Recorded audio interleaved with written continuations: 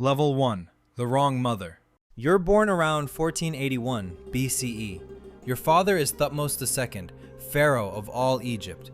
Your mother is Iset, important but not the queen, not the great royal wife. The court doesn't see her blood as divine enough. That honor goes to Hatshepsut, your father's chief consort, the powerful daughter of Thutmose I. But she has no son of her own. You're the only male. On the surface, it should be a clear path to the throne. Instead, it's tangled. You're a prince, born for the crown, but your name alone is already hard to carry through palace politics. In Egypt, strength alone means nothing if your bloodline isn't perfect, and they never let you forget it. Your claim isn't quite pure enough. Level 2. The god chose you first. You're 7 years old, not even strong enough to carry a ceremonial staff. Your father dies when you were 3 years old, and the crown falls to you. Hatshepsut steps in as regent just to hold the throne for you until you're old enough. You spend your days inside the temple of Amun. You learn to read hieroglyphs, a skill many kings never bother to master. You learn the rituals, the prayers, the processions. One day during a temple ceremony, the priests carry the statue of Amun through the halls in its sacred procession. Suddenly, the statue pauses. It turns. According to the inscription, the god picked you. You'll grow up and carve the story yourself in stone at Karnak. You're the chosen one. Amun's oracle declared you his successor. The priest nodded. That day, they named you heir. You'll never forget this moment, not because you fully believed it, but because it was the first time the world looked at you, the wrong mother's son, and decided he was enough. Level 3. The Shadow on the Throne. You're 8 years old. Hatshepsut broke her promise to hold the throne for you and instead claimed it for herself. Not regent, not steward, pharaoh. She wears the double crown. She wears the false beard. She sends out decrees, takes in tribute, and builds temples grand enough to outlive you both. The court accepts it. The priests accept it. You're moved to the side, a junior king in name only, watching as the woman meant to safeguard your future rules openly, without shame, without hesitation. You don't disappear. You're given to the army. She hands you the one thing she has no use for herself. For the next 20 years, you turn that one gift into everything. Level 4. The Education of a Ghost. You're growing up in Hatshepsut's Egypt, a place at peace, not war. She's a builder, a trader, a stabilizer. Unlike her father and grandfather, she has no interest in the campaigns they once launched into Syria and Nubia. The tribute stops. The vassal kings in Canaan and Syria grow comfortable. Egypt looks inward, and those kings start to forget their obligations. They stop sending their sons. They stop bowing. Slowly and carefully, they remember how far away Egypt really is.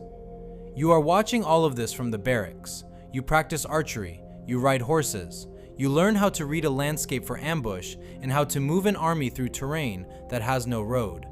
You learn what happens when a great empire goes quiet at the edges. You put those lessons away for later. When Hatshepsut finally gives you command of her armies in her later years, you're not learning anymore. You're ready. Level 5. The Throne, at last. It's been about 22 years into your technical reign.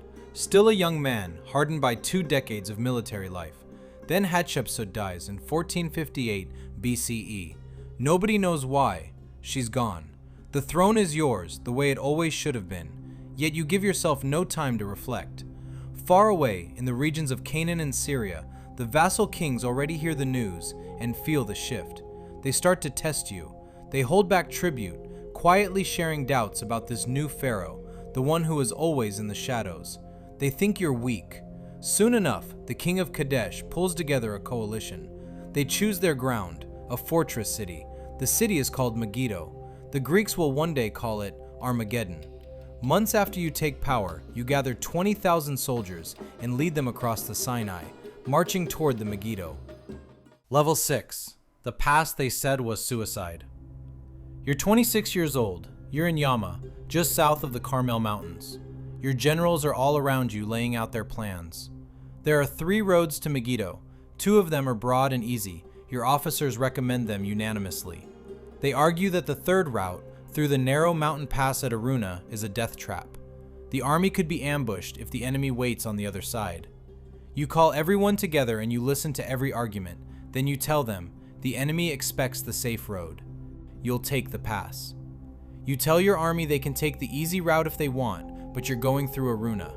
The whole army follows, silent, threading through the defile for 12 hours at the front, another 7 before the last man slips through. You wait until every soldier is out and safe. You've just split the enemy from their own city. The coalition looks up, sees your army standing where no army should be, and their courage falls apart before the fighting even starts. When you attack, they run so fast they leave behind their chariots, silver and gold on the battlefield.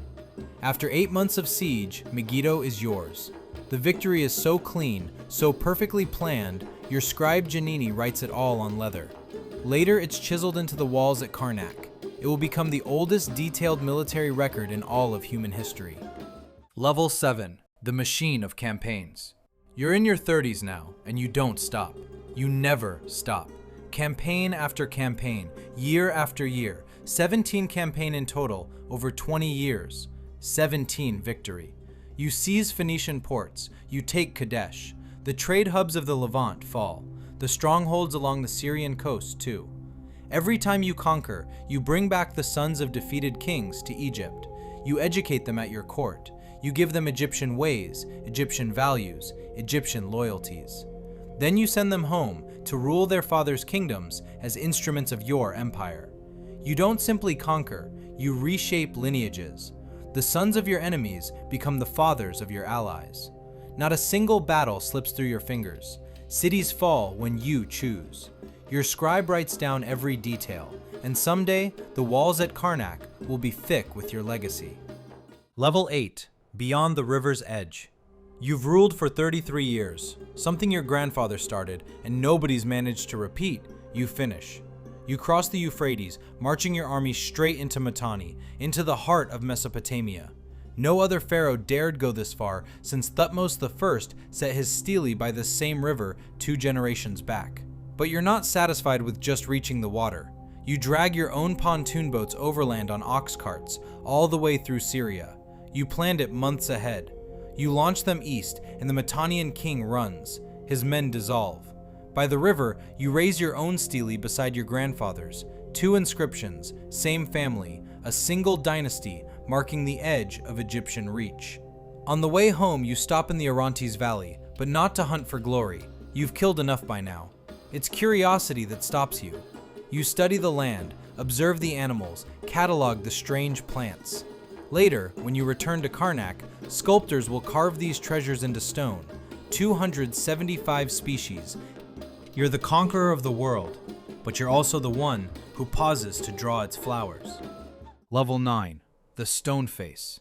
You deep into your reign now, decades of warfare behind you, the empire quiet under your rule, and you begin to do something that will trouble historians for 3,000 years. Slowly, you begin to erase Hatshepsut. Workers gouge her cartouches from temple walls. Her obelisks at Karnak are not destroyed. That would be too obvious, but you seal them in stone, making their inscriptions vanish from the world.